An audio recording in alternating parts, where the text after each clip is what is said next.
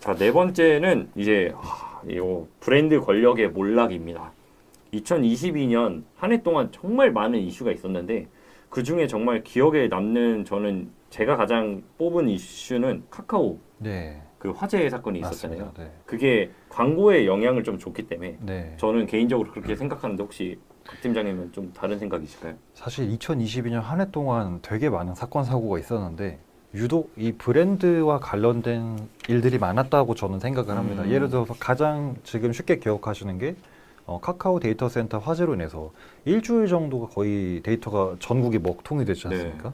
근데 전 국민 모두가 야, 카카오톡에 가끔 가다 안 될 때는 있어도 이렇게까지 오래 안 될 수가 있나라고 생각을 했을 거예요. 네네. 이 정도 기업이 데이터 이원화가 이렇게 좀 안 되나 이렇게 생각하시는 분들도 있을 거고요.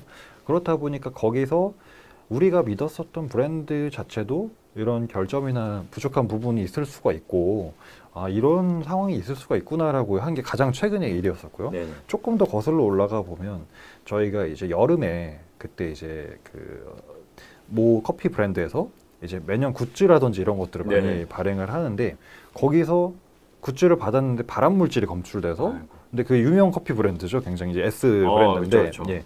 근데 거기서 그렇다 보니까 아니 나는 이 브랜드에 굉장한 팬이었는데 여기서 발암 물질 검출됐다고? 라고 해서 믿었던 브랜드에 또 발등을 소비자가 찍힌 그런 사례도 있었고요. 그리고 뭐 좀 더 여러 가지 올라가 보면은 사실 유명 작곡가의 어떤 표절 논란이 또 굉장히 이슈가 됐었던 한 해이기도 했고요. 아유, 그 네네. 유명 작곡가분도 사실 굉장히 많은 두터운 신뢰를 얻는 브랜드로서 또 활동을 하시던 분이었고 또 여름에 저희가 또 비 많이 왔잖아요. 아, 네. 근데 비가 왔을 때도 강남의 그 비싼 수십억 아파트가 그냥 잠기어버리는 이제 그런 모습들 보면서 야 우리가 믿었었던 브랜드가 꼭 그 정도의 가치를 가지고 있는 건 아닌 건 아니야? 라는 의심을 하게 된 거죠 사람들이. 그래서 그런 의심 속에서 기존의 브랜드가 가지고 있었던 어떤 권력이나 위상이나 이런 것들이 저는 사실 많이 무너졌다고 봐요. 뭐 연초에 인플루언서의 어떤 명품 가품 논란이나 이런 것들도 네네. 있었고 그렇다 보니까 그런 것들의 연장선상에서 이제는 새로운 브랜드 자체도 얼마든지 루키로서 떠오르면서 시장에서 대등하게 경쟁할 수 있는 어떤 뒷받침이 되지 않았나 생각이 드는 거고요. 기존 브랜드 입장에서는 그동안에 쌓아왔던 신뢰도나 고객을 좀 더 견고히 다지기 위해서 어찌 보면 지금까지 그냥 관행적으로 해왔었던 마케팅 활동 말고 조금 더 2배, 3배 기존 신생 기업들보다 더 애써야 되는 그런 부분들이 많이 커졌다라고 생각을 해요. 그래서 제가 이제 브랜드 권력의 몰락이라는 키워드로 잡아봤는데 이게 2022년에 있었던 일이기도 한데요. 내년에도 사실은 비슷한 일들이 생길 수가 있어요. 특히나 이제 유명한 브랜드일수록 어떤 이슈가 터졌을 때 더 많이 사회적인 네. 관심을 받고 지탄을 받을 수가 있기 때문에 만약에 그러한 곳에서 마케팅이라든지 기업 경영 활동을 하고 계시다면 조금 더 그런 부분을 신경을 많이 써야 될 것이고요.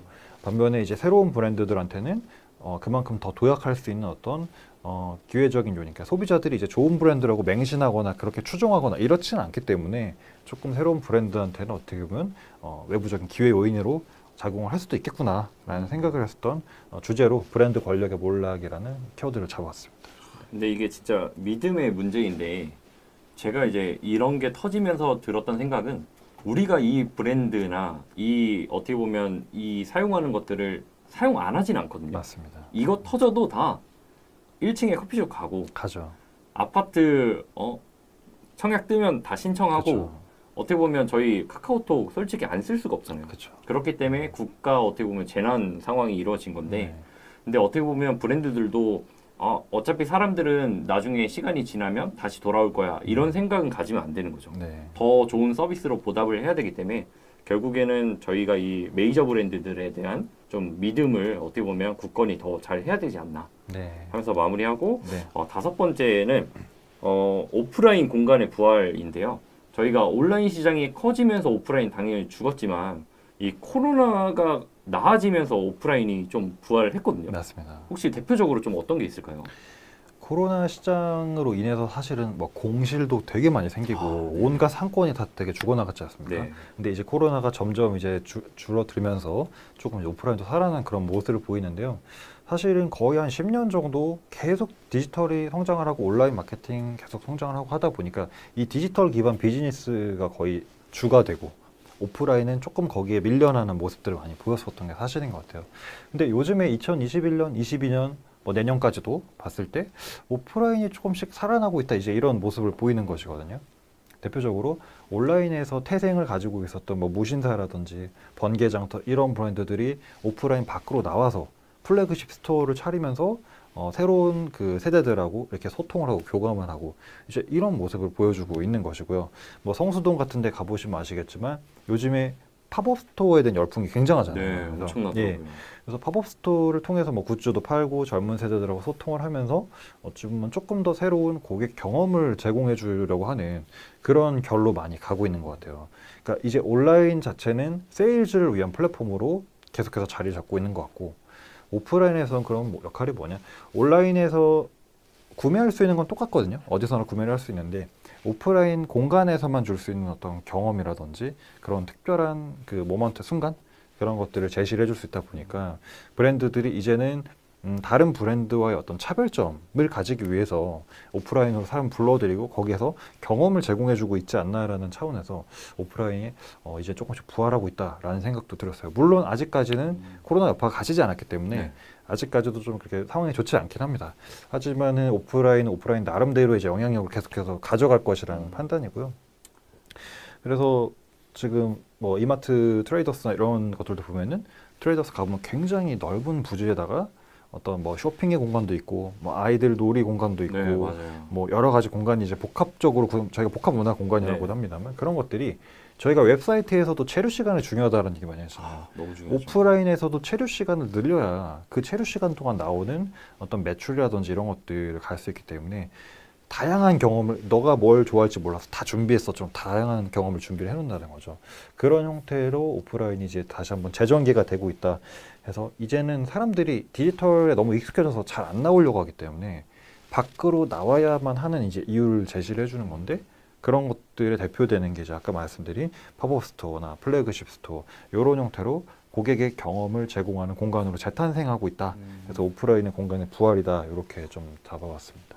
저는 근데 여기 이렇게 얘기 들으면서 진짜 여기가 좀 한몫했다라고 한 게 저는 더현대거든요. 더현대. 더현대가 코로나 한창 심할 때 네. 그때 막 줄 서서 들어가니 많이 막 했는데 결국에는 더현대가 그 어떻게 보면 저희 팝업 스토어 이런 대표적인 게 다 거기서 시작을 했거든요. 맞습니다. 네. 그리고 제가 저번 달에 그 메타 팝업 스토어가 성수에서 진행을 했었어요. 네네네.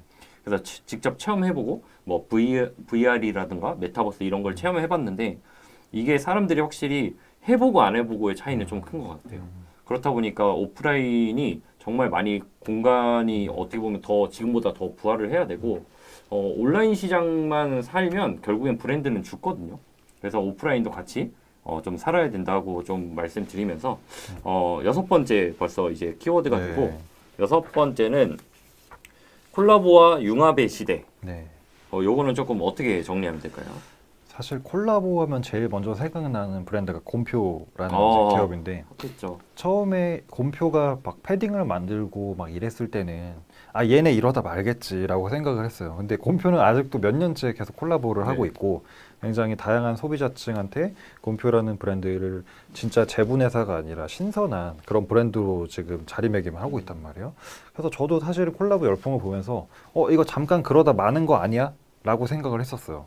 근데 아까 뭐 더현대 서울 이야기하셨지만 올해도 저희가 박재범 씨가 이제 원소주로 네네. 더현대 서울에서도 이제 런칭을 했지만 굉장히 진짜 대기열이 많을 정도로 큰 인기를 얻었었고 또 요즘에 편의점에 가시면 연새우유 크림빵이라고 해가지고 연새우유의 어떤 그 브랜드를 가지고 크림빵으로 만든 그런 이제 콜라보나 융합형 브랜드들이 굉장히 올해 한 해도 굉장히 사랑을 받았었던 것 같아요.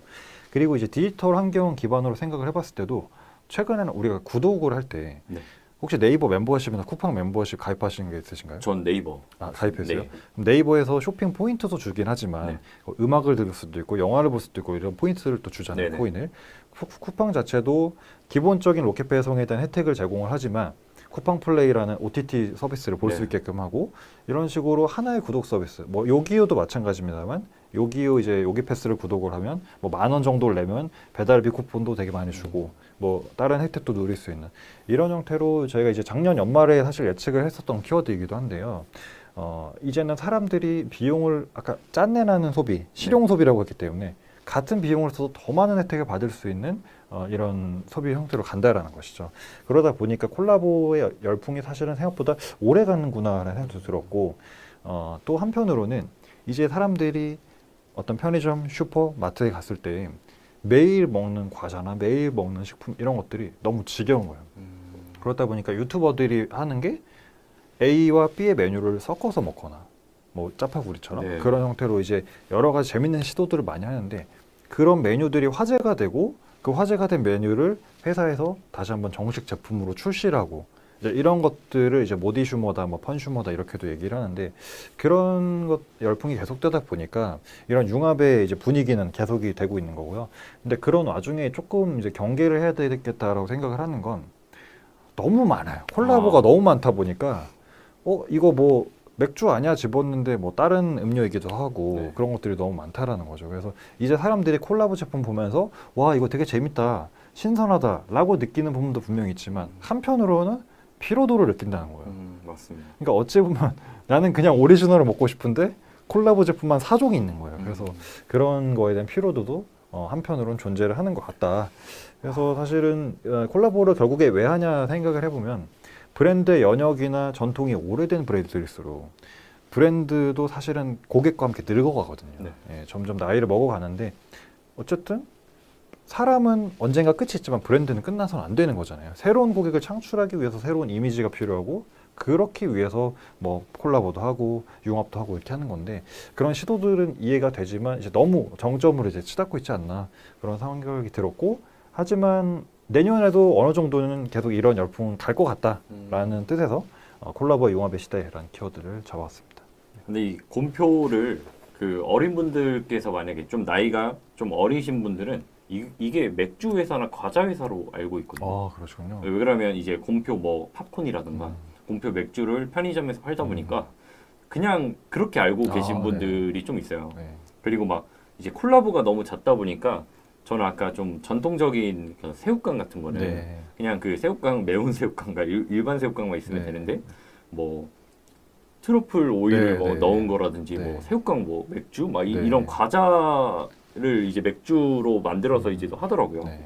근데 그런 게 어떻게 보면 나중에는 결국에는 진짜 소비자한테 좀 피로감을 많이 주지 않을까라고 생각이 들어서 네. 저도 이에 뭐 좀 공감을 하는 바이고요. 네. 자, 벌써 일곱 번째인데요. 네. 이번엔 좀 되게 딥하게 들어갑니다. 핫하다고 할 수 있는 메타버스와 NFT의 행보에 대해서 한번 말해보도록 하겠습니다. 메타버스라는 키워드에 대해서 저희 어머니께서 한번 저한테 물어보시더라고요. 아들 메타버스가 뭐 하는 거야 물어보시더라고요. 그래서 네. 제가 뭐 어떻게 설명해줘 그래서 아이고 그냥 엄마 은행 가서 은행 업무 보고 이런 거 다 인터넷에서 하는 거다 이런 식으로 말씀드렸어요. 네. 그랬더니 아니 이미 인터넷 뱅킹 있잖아 라고 하시더라고요. 네. 근데 듣고 보니까 또 그 얘기가 맞아요. 메타버스란 공간 안에서 금융 업무도 하고 업무도 보고 뭐 소통도 할 수 있다라고 하지만 이미 우리는 그런 세상에 살고 있잖아요. 네. 근데 메타버스라는 공간이 굉장히 뜰 거야. 메타버스 세상에 온대. 페이스북 이름도 메타로 바꿨어. 뭔가 대세감이 계속 형성이 됐어요. 근데 2022년 한 해 동안 계속해서 그런 기대에 비해서 조금 실제적인 어떤 드러나는 것들은 좀 없지 않았나 생각이 들어요. 실제 오늘 아침에도 제가 기사를 보니까 메타 그 기업 자체도 메타버스 개발에 지금 상당히 매진을 하고 있지만 직원들도 메타의 메타버스를 안 사용해서 그 메타 부사장님이 사내 게시판에 글을 올렸더라고요. 아니 이거 우리가 만드는 건데 우리 직원들도 안 쓰면 어떡해. 너네 좀 사용해봐. 이렇게 글을 썼는데 그 정도로 호응이 지금 많이 없다라는 거고요. 결국엔 메타버스라는 공간을 이용하기 위해서는 반드시 있어야 되는 게 이 플랫폼과 그 디바이스입니다. 네. 플랫폼이라는 건 흔히 저희가 뭐 제페토처럼 어떤 그 개발된 그 공간을 의미를 하고요. 쉽게 말씀드리면 디바이스라는 거는 사실은 그 메타버스에 접속하기 위해서 기기인 거죠. 저희가 스마트폰이랑 기기가 있듯이 보통 이제 페이스북 같은 경우에는 이제 고글을 쓰거나 네. 이제 오큘러스 퀘스트라고 하는 디바이스를 네네. 착용하게 되는데요. 이미 이제 VR 체험장 가서 해보신 분도 계실 거예요. 근데 디바이스에 일단은 무게가 상당하고 그것을 계속 쓰고 있는데 이제 피로도를 느끼다 보니까 또 가격도 되게 비쌉니다. 그러다 보니까 사람들이 이렇게까지 해서 메타버스를 꼭 해야 돼? 라고 사실 생각을 하는 거고요. 그 지점에서 이제 구글하고 애플이 이제 양강 체제로 메타버스 개발하고 있는데 구글 같은 경우에는 그 글래스라고 해서 구글 글래스 이제 이렇게 증강현실이 나오는 네네. 그런 제품을 만들고 있고 애플 같은 경우에는 고글인데 이제 증강현실하고 좀 다릅니다. 확장현실이라고 해서 VR과 이제 AR이 같이 좀 결합된 그런 형태로 제품을 개발하고 있어요. 근데 이 시장이 쉽지 않으니까 마이크로소프트도 원래 우리도 같이 경쟁에 뛰어들 거야라고 해서 구글, 애플, MS, 뭐 페이스북 이런 애들이 메타버스 싸우고 있었는데 마이크로소프트가 우린 빠질래. 왜? 실체화가 되지 않으니까 우린 뒤에서 빠져서 메타버스에 필요한 소프트웨어라든지 이런 운영체제를 공급을 해줄게 대신 같이 하자. 이런 식으로 한 발 뺐다라는 거죠. 그런 형태로 이제 메타버스가 좀 빠르게 실체화되지 못하고 있다라는 문제가 있는 거고요. 그리고 이제 또 하나로는 NFT라는 키워드인데 NFT가 어떤 건지 대충 아시죠? 네. 예, 다 들어보셨을 거고 많이 기사도 나오고 했는데 실제 주변에서 NFT 사용하신 분 보셨어요? 거의 못 본 것 같아요. 그렇죠. 네. NFT라는 게 있다. NFT라는 게 어디서 거래할 수 있다는 있지만 주변에서 나 이거 NFT 거래했더니 되게 좋은 것 같아. 실제적 가치에 대한 의문이 사실 든다라는 거예요. 그래서 사실 NFT가 유명 어떤 미술 작가나 아티스트의 작품을 구매하거나 이런 디지털 판권을 증명하는 데 있어서는 물론 제 역할을 다 할 수가 있지만은 실제 우리 일상생활 속에서 우리가 아침에 일어나서 잠들기까지 NFT가 어디에 필요할까 생각하면은 딱히 필요한 게 아직은 못 느끼는 것 같아요. 그렇다 보니까 그 기대감만큼 또 역시나 대중화가 되지 못하는 요인인 것 같고요. 그래서 사실은 이제 그런 NFT를 거래를 하면서 같이 연계되는 게 사실은 그 가상화폐 부분인데 네. 같이 이게 엮여 있거든요. 네. 근데 이 NFT 거래라는 걸 명목으로 자금을 조금 이제 안 좋은 용도로 뭐 세탁한다든지 이런 용도에 사용이 되기도 하고 하다 보니까 사실은 시장에서 가졌던 기대, 메타버스 시대가 온 거 NFT가 이제 새로운 결제로 뜬대. 근데 그 기대만큼 실체가 채워주지 못한 거죠. 그 공백이 2022년 한 해 동안 있었던 것이고요.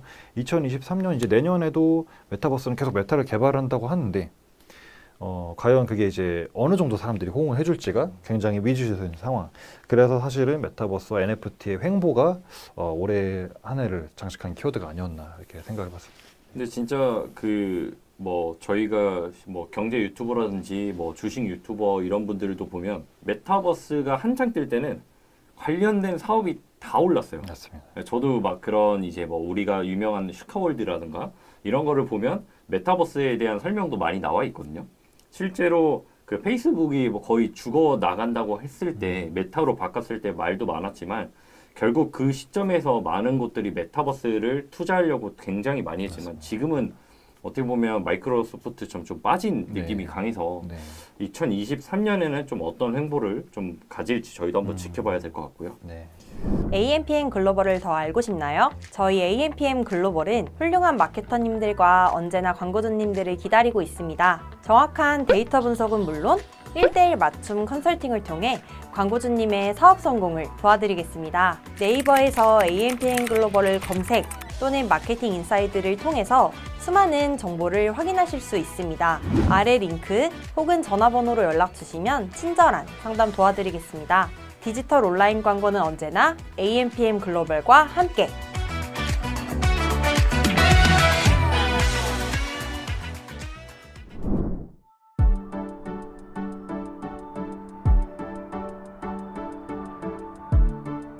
구독과 좋아요는 컨텐츠 제작에 힘이 됩니다.